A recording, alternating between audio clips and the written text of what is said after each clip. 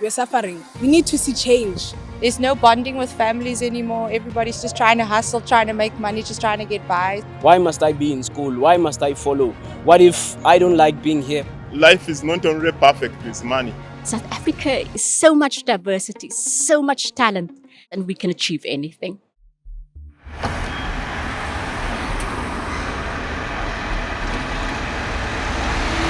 For me, the current geopolitics of the world is in a very chaotic state. We see a lot of dictatorship.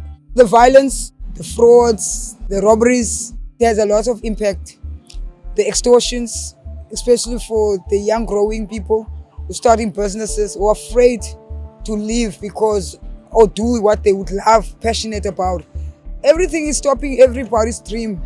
We are really living in an unpredictable society.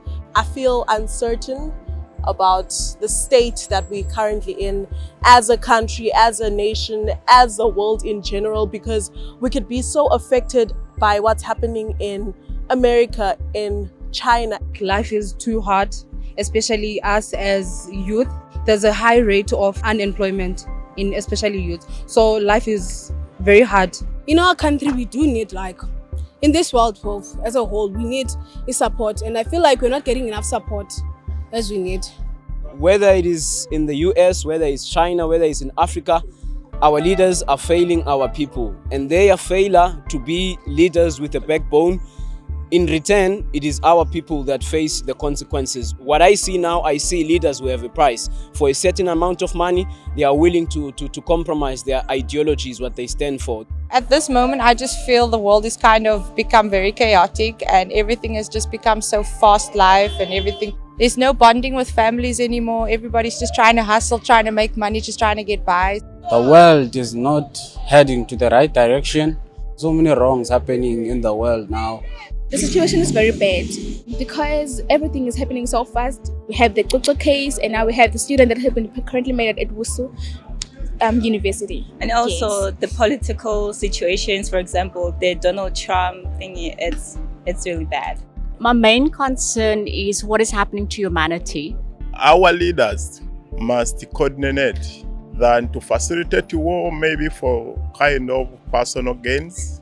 The strong nations, big countries, must do much to help the smaller countries, because at the end of the day, the smaller countries that are gonna intervene, like a political setup of these bigger countries or economical wars. We have to come together and see what we can do about it.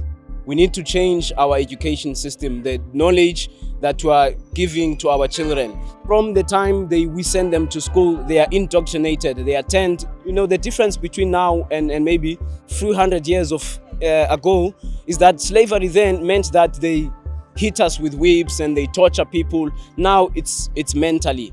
We need to change that education so that we teach authentic stuff to our children and women.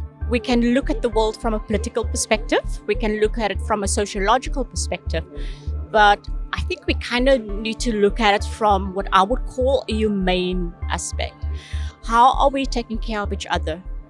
If we should drop borders and if we should see each other as people, as mankind, that whole Ubuntu thing that we had going a couple of years ago, what happened to that? What can we do? Can we be in our community and check with our neighbors? Fine. My hopes for the future, to see the state that we are in, especially as women, we're suffering. We need to see change. I just hope that we can have leaders who have a backbone, leaders who do not have a price. I believe if people can sit down and speak about everything, that their views, their opinions, we can select from it and choose and use what are the best ones. But I know everybody has the fear of change, fear of transforming, fear of growth.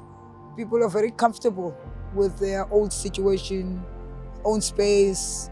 I hope for equality and also for better jobs, opportunities, so that we can get employed and we can be able to provide for our families and all that stuff. And then that will lessen to drug use, especially us as youth. Going for opportunities that come my way. I hope it's going to change, which I doubt really. Maybe a woman as a president, because I know woman means love. So maybe if we spread some more love, things will get better. Yeah.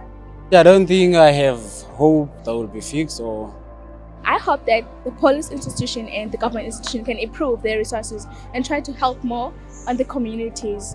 I hope that, especially us, the youth, will be given more opportunities, like be heard actually and be acknowledged. And I believe if we start from that perspective, looking at one another at a different lens, a lens of kindness, from a humane perspective, maybe we can change. It's affecting people mentally. And I do believe rather keep it simple and see what you can do for the next person. I regret not listening to my parents, man. Yeah, I did a lot of things. As usi so kulele lokshin. So there's so many things as lokshin, so many things that are happening in the hood that you won't realize. So I have no regrets. If you can come out of it, that means you have made it. Not focusing on my future, I suppose, and just thinking of the then and the now and not listening to my parents, I think was one of the regrets I have. Honestly speaking, I have no regrets. I've made quite a lot of mistakes. Those mistakes I have in turn learned from them. It is why I'm here today, who I am today. I fear of what people will say. I fear of what people will think of me after I made a certain decision or I've decided to do something else in life that doesn't please society. So my biggest regret is not going for what I want to do in life, but I've changed it. I should have pursued what I wanted instead of just doing something for the sake of something, like be busy, instead of choosing what I really want. My biggest life lesson: press on and push on, regardless of the situation. Just have hope that everything will eventually go well. I feel life is not only perfect with money. Pay attention to people who have achieved. And it's not like a person must be rich to give you a lesson to understand. There is a person, irrespective of what status he is, he can teach something. I advise people to be physically fit, train every day. Life is what you make of it. So taking life as it comes, because we may plan sometimes, but life will take its own turn. In life, you must take a risk, because if you don't take a risk in life, you will struggle. Be optimistic, be positive, because if you keep on being negative, that's how your life will be on standstill, will not move forward. The power of knowledge, how powerful the brain is. I say this because I grew up being a very curious kid. Even in school, I used to question the system. Why must I be in school? Why must I follow? What if I don't like being here? What if I'm not good at reading and memorizing stuff? What if I have different talents?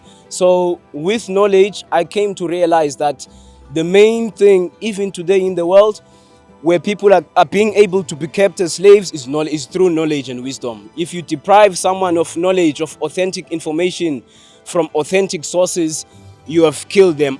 Number one is, if no one's going to do it for you, only you can do it for yourself. Don't rely on anyone, only you can do it for yourself. That it is only based on you and what you truly want in order for you to achieve it. You only live once, so do what you want to do. listen to your inner voice, in fact. I think by that you will head to the right direction. And if you know what you want in life, you will definitely get what you want in life. Most important lesson in my whole life, it takes you 9 months to come to earth. It takes you a second to leave the earth. And leaving the earth without fulfilling your purpose is the biggest regret you can ever have. When it feels scary to jump, it's when you have to jump.